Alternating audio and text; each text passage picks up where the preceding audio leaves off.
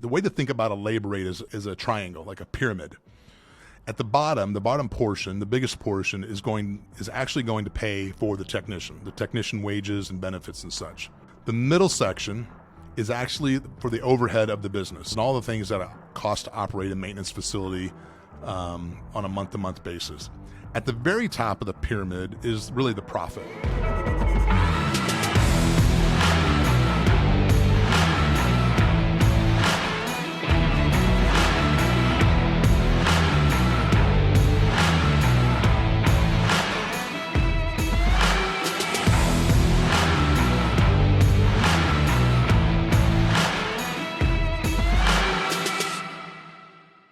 Hi, and welcome to Trucks Roll Podcast. I'm Tom Wiers, and today I want to talk to you about maintenance agreements. This is a topic that comes up with our customers wanting to know if they should or shouldn't take advantage of those, what are the pros and cons, and some of the terminology and such. So I'd like to cover that today.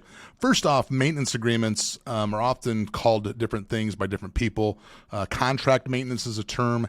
Guaranteed maintenance is a term. At Wiers, we like to use the term fleet partnership agreements. But essentially what you're doing is you're entering into some sort of agreement with a provider with some structure to provide typically maintenance and repair for a piece of equipment. So let's go through the pros and cons.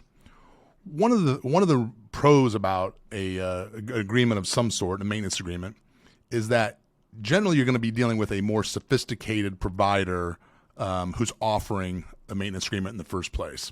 So there's a level of sophistication and professionalism when you're dealing with companies and talking about maintenance agreements that you may not find at other smaller organizations. And that's important because it deals with tracking abilities, measuring preventive maintenance cycles, and all those sorts of things that are really important behind the scenes but don't necessarily pop out when you're thinking about this topic. Maintenance agreements provide a lot of structure when they're in place. And what we see, especially with a lot of smaller fleets, is they're in a business doing something, whether it's delivering building materials or shuttling people from place to place, whatever their business may be. That's what they're focused on. And oftentimes they don't have the staff to scheduling the equipment, understanding what the maintenance intervals are. Oftentimes, fleets we deal with have different types of equipments. They're operating on different duty cycles, so there's a lot of complexity that compounds very quickly. And a maintenance agreement with a provider can provide a lot of structure. So that's a positive. The second, I think, very positive thing about a maintenance agreement is it provides discipline. And I guess one way to think about that is, somebody, if you have a workout coach or somebody, a trainer, if you will, they bring a level of discipline to the workout regimen that a lot of people are unable to achieve on their own. So you got to show up at a certain time. They're going to run you through a specific workout. You're going to leave at a specific amount of time, after a specific amount of time. So those are very important. They bring a lot of discipline. And the same is true with a maintenance agreement.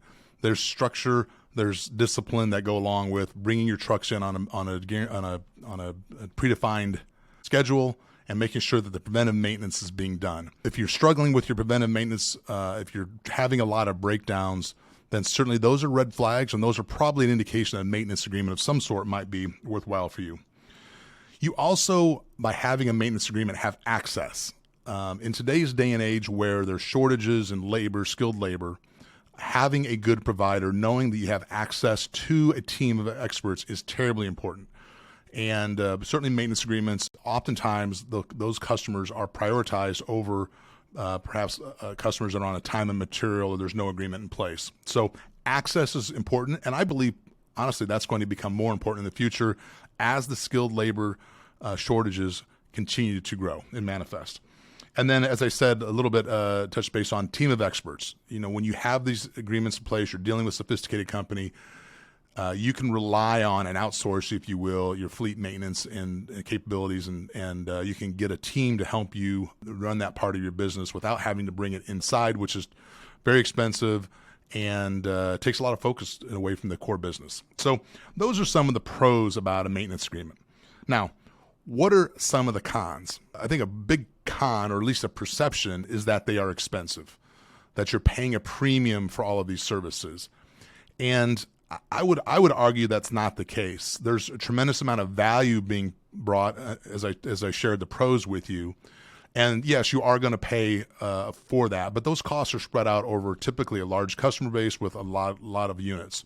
So you're going to pay your fair share, but it's not going to be, in my opinion, an excessive amount. A couple of other things that when people think about maintenance agreements is one of the negatives is commitment. So maintenance agreements are often a year, 2 years, 3 years in length. Sometimes they have out provisions, sometimes they do not. But you are committing to a provider. If you do not do the due diligence on the front side, if you don't know who you're entering into a relationship with, it may turn out poorly. For example, if you enter into an agreement and there's a lot of turnover at that location, the people that you started to deal with and wrote the agreement with, thinking they were going to do your work, may be gone, and you're dealing with new personalities that may or may not match your culture and your business needs. So there are some things to consider in that area, but all in all, typically those can be managed and mitigated. Signing a maintenance agreement doesn't mean you walk away and turn everything over. There is still involvement by the owners of the equipment. You have to manage those like you would any vendor, or you'd have to manage that like you would an employee for that matter. So let's talk a little bit about how do maintenance agreements work. Well, generally speaking, if you're doing on time and material, you're going to pay a labor rate. And the way to think about a labor rate is a triangle, like a pyramid. At the bottom portion, the biggest portion is that labor rate is actually going to pay for the technician wages and benefits and such. The middle section is actually for the overhead of the business. So it's paying for rent and utilities and property taxes and all the things that cost to operate a maintenance facility on a month-to-month basis. At the very top of the pyramid is really the profit. So that's the profit that the providers are making in the agreement. On a labor rate sort of time and material relationship, the way I think about it is it's kind of a win-lose, us versus them business arrangement. As a provider, the more you charge the customer, the more profit you're going to make, the more revenue you're going to make, and your business is going to be benefit as a result. The flip side is the customer, as the bill is going up, not only are they having to pay a higher, pay the invoice, but they also have increased downtime. So every day that vehicle's down, it's less productivity. Maybe they have to rent. Maybe they're missing customer deliveries. Whatever the case may be, there's a tremendous amount of cost, as we all know, of having trucks down. So one basis for a maintenance agreement is getting rid of that traditional time and material relationship, that win-lose relationship in some instances, and go to a more shared kind of win-win agreement. And what I mean by that is, as I said, most agreements have a fixed charge, which is a monthly reoccurring charge, and then there's a variable charge. So let's say, for example, the maintenance agreement is $200 a month, and it could be a mileage charge, 10 cents a mile. So you're paying that $200 a month. Generally speaking, that's the top portion of the labor rate. That's the profit and the overhead for that provider. The mileage charge, let's say 10 cents a mile, you're running 2,000 miles in a month, so that's $200. That is really paying for the technician's wages. That's a way to think about it. Generally speaking, parts will be on top of that, or they could be embedded, but we're seeing less of that in the industry because, as we all know, the cost of parts is going up. It's very, very difficult for a provider to forecast and predict what the costs are going to be of parts, even months from now, let alone a year or a couple of years down the road. So we're definitely seeing a trend where parts are being passed on to customers at some cost plus basis. So again, fixed charge plus a variable rate.